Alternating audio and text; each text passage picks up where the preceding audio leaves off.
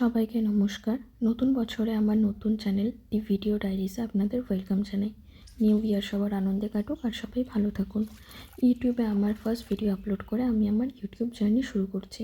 চেষ্টা করব আপনাদের ভালো ভালো কন্টেন্টের ভিডিও বানিয়ে দেওয়ার, আর আশা করব আপনারা আমার এই নতুন চ্যানেলটিকে সাপোর্ট করবেন আর ভালোবাসে এগিয়ে নিয়ে যেতে সাহায্য করবেন। ভিডিওটা শেষ অবধি দেখুন, আর ভালো লাগলে প্লিজ লাইক, কমেন্ট আর নতুন চ্যানেলটিকে সাবস্ক্রাইব করে দেবেন। তো বছরের প্রথম দিনে ঘুম থেকে উঠে ফ্রেশ হয়ে বাইরে রোদে গিয়ে এই ফুলের চারা গাছগুলো দেখে মনটা সত্যি খুব ভালো হয়ে গেল। আমার কাকু এই চারা গাছগুলো নিয়ে এসেছেন বাড়ির সামনেটায় লাগাবেন বলে।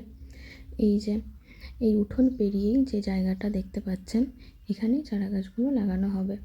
আগে এখানটায় বড় বড় গাছ ছিল, সেগুলো কাটার পরে জায়গাটা জঙ্গল হয়েছিল। কাকু ভালো করে পরিষ্কার করে মাটি কুপিয়ে ফুল গাছ লাগানোর মতো জায়গাটা বানিয়েছে।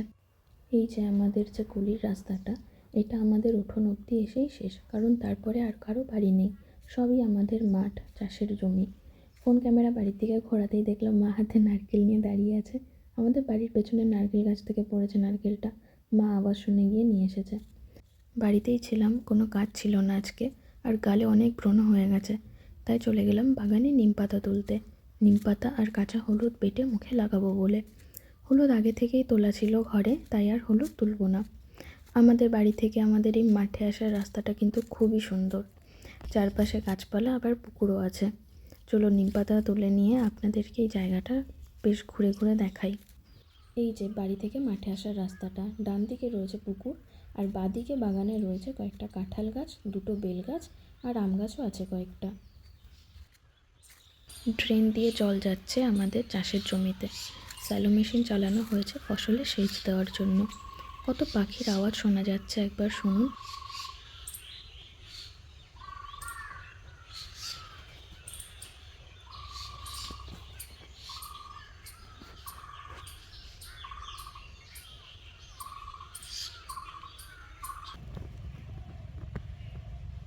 ভিডিও করতে গিয়ে কাদায় পা দিয়ে দিয়েছি, তাই ড্রেনের জলে পাটা ধুয়ে নিয়ে এবার তাড়াতাড়ি বাড়ি যাই, অনেকক্ষণ হলে এসেছি।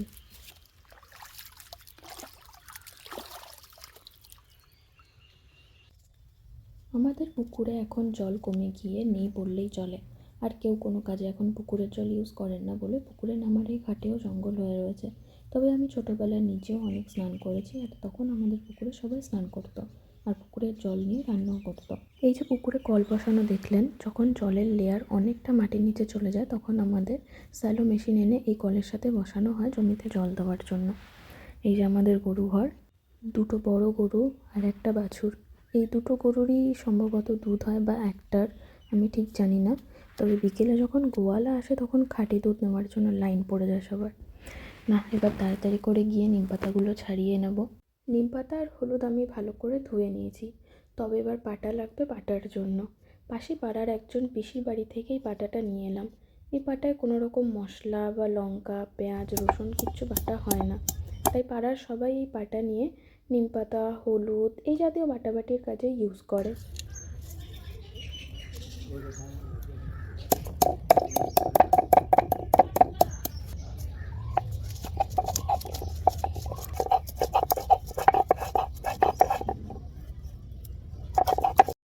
এই নিম পাতা আর হলুদ বাটার কাছে দামি দামি ব্র্যান্ডের ফেস ওয়াশ কিছুই নয়।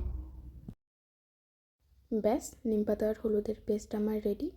এবার আমি গালে, হাতে, গলায় লাগিয়ে নেব। মুখে যে জায়গাগুলোতে ব্রণ আছে সেখানে নিম পাতার রস চেপে চেপে ভালো করে লাগিয়ে দিলাম। এবার কিছুক্ষণ আমি বাইরে গিয়ে রোদে বসবো। শীতকালে আমরা আমাদের স্নানের জল বাইরের উনুনে গরম করে নিই, কারণ আমাদের বাড়িতে এখনও গিজার বসানো হয়নি। আমার স্নানের জল গরম হয়ে গেছে। স্নান করে রান্নাঘরে এসে দেখলাম মা সর্ষে ফুলের বড়া ভাজছে।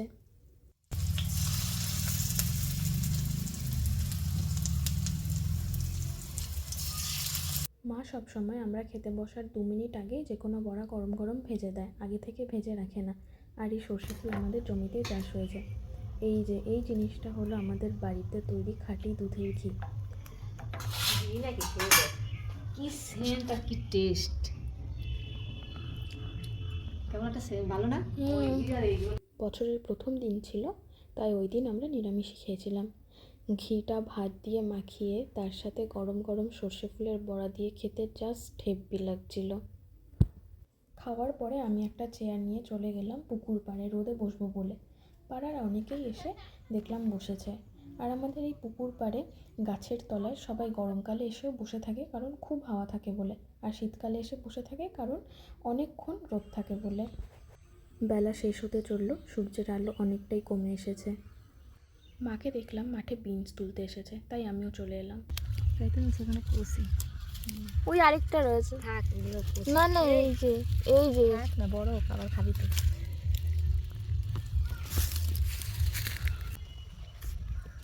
ফুল হয়েছে। ফুল হয়েছে কি? হ্যাঁ, বিশাল ফুল হয়েছে তো। আর কদিন পর সরস্বতী পুজো। আমাদের এই একটাই কুল গাছ। কুল গাছটা একবার গোড়া থেকে কেটে দেওয়া হয়েছিল, গুঁড়িটা ছিল, সেই গুঁড়ি থেকে আবার এত বড় গাছ হয়ে গেছে। কুলগুলোও খেতে কিন্তু খুবই দারুণ। এগুলো হলো মটরশুঁটি গাছ। এই মটর শাক দিয়ে আমার মা খুব সুন্দর শাক পিটালি রান্না করে। আমি এখন কিছুক্ষণ রোদে বসে সবার সাথে গল্প করব। সূর্য অস্ত যেতে শুরু করেছে, আর কিছু সময় পরেই অন্ধকার হয়ে যাবে। দেখা হচ্ছে নেক্সট ব্লগে। সবাই ভালো থাকুন, সুস্থ থাকুন, টাটা।